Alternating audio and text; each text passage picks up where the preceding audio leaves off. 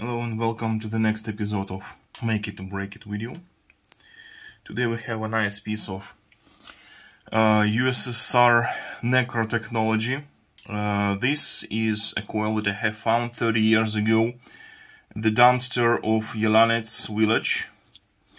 This initially was a drive for vibration pump of the fish tank. And I've been using this coil for a while and used it to demagnetize CRT monitors. It's a cool piece of technology in terms of effectiveness and in terms of how it's made. Here it says, come on, focus, 14,000 coils of very thin wire, 0.08 millimeters. Sorry, 0.08 of a millimeter.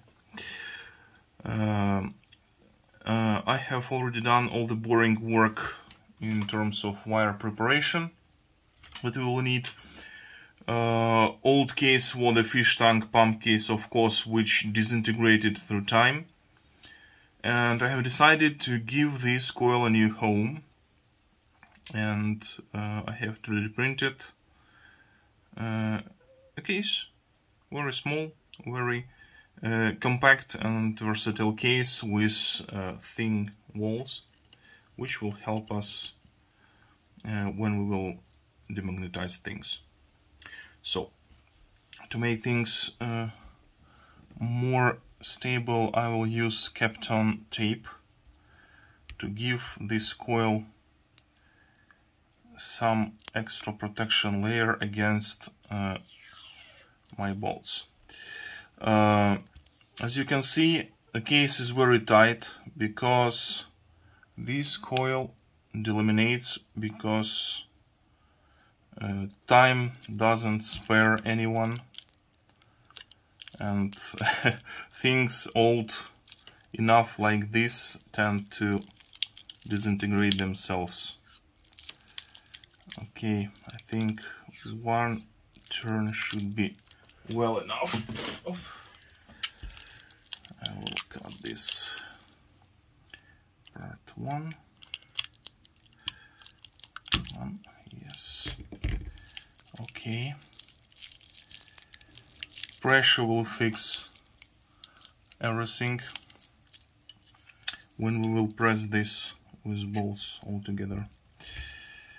And I need to add another turn to the other side of this.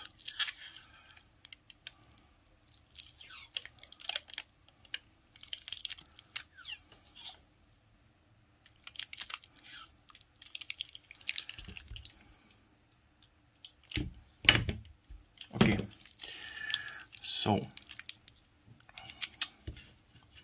now let's continue finishing. Okay, this is the top lid, this is the bottom lid.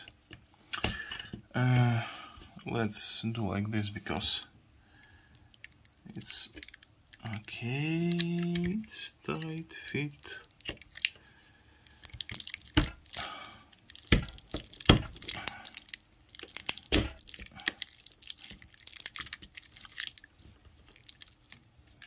This part is inside. Now let's do the wiring. Soldering iron. Induction is very effective in this coil because it has a lot of turns of wire, and because of all those turns it has a lot of resistance, and it consumes very low power. But the magnetic force is pretty strong because it should have driven a big chunk of metal which oscillated the pump itself.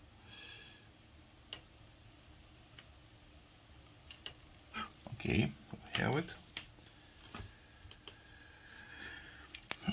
Okay, this heat shrink will be more like old wire safety rather than the new wire safety.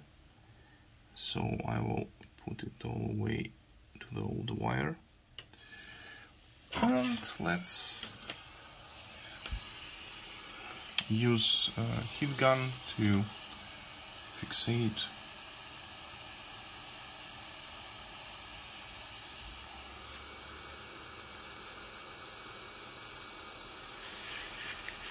the heat shrink over this shroud.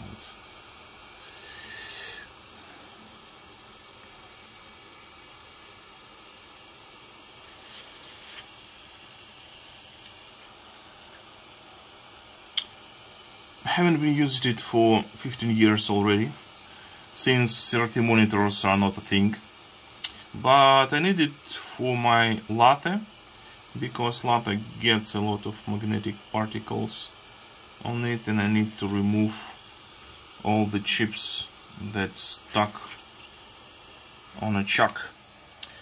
Okay, now let's continue putting this all together.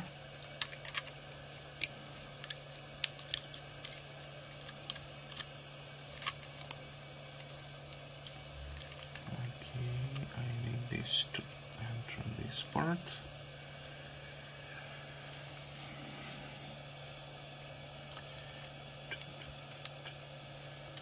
Here I'm just keeping the part where I'm trying to lay out all the wires and doing a monologue about how hard it is to tight fit things with 3D printing.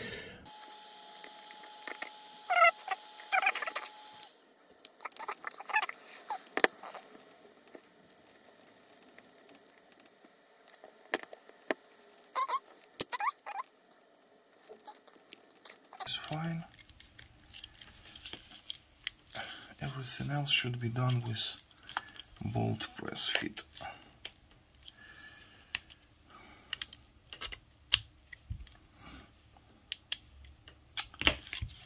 Wrong key.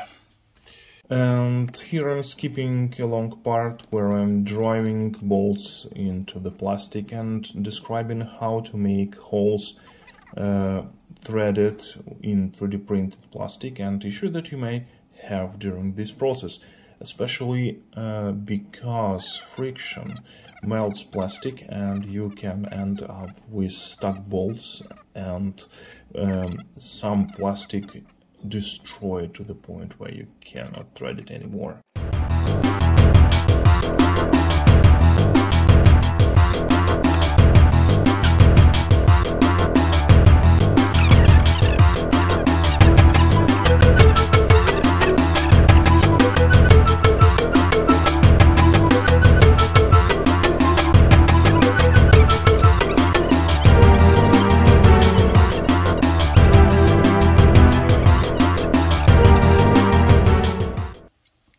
Alright, nice. Now let's do some checks. We need to check that we still have our resistance.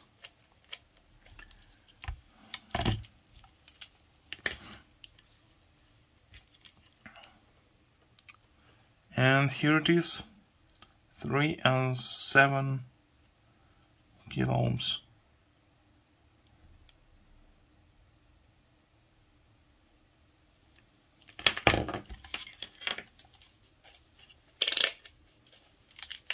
It should work, so we can continue with tests. And before that, let me show you another example of USSR necro technology. I will try to restore this radio receiver, shortwave and AM bands in the nearest future, but it looks very 80s like USSR technology. In those times it was one of the best techs, because you could actually listen for freedom radio stations through this one, and it is portable, so everything is twice as good if it's portable. Now let's test our piece of technology.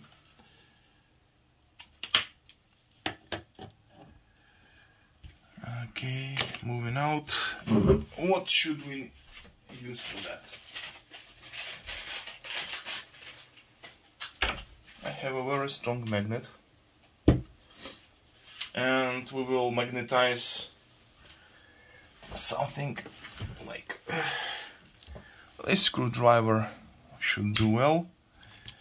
Let's magnetize it, and then we will check if this works.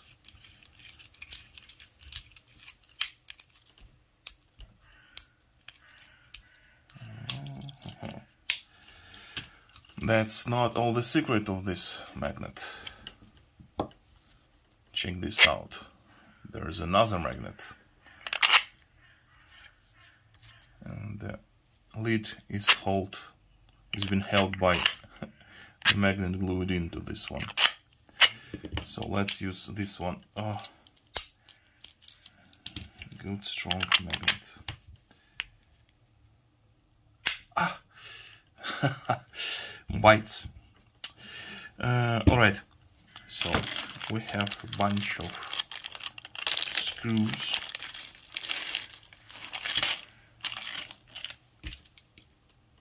Yep, pretty much magnetized.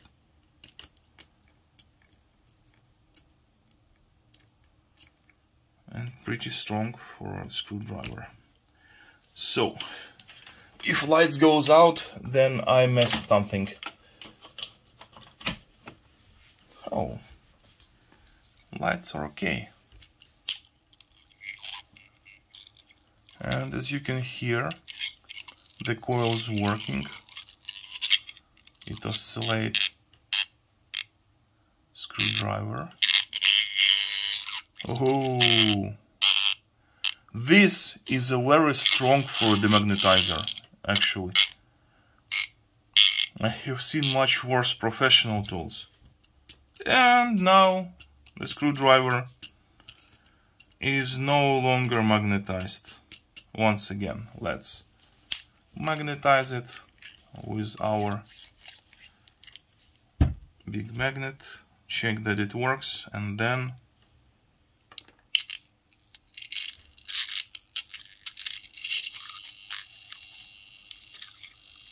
test this.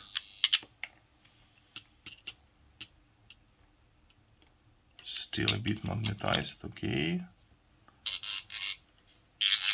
Another path.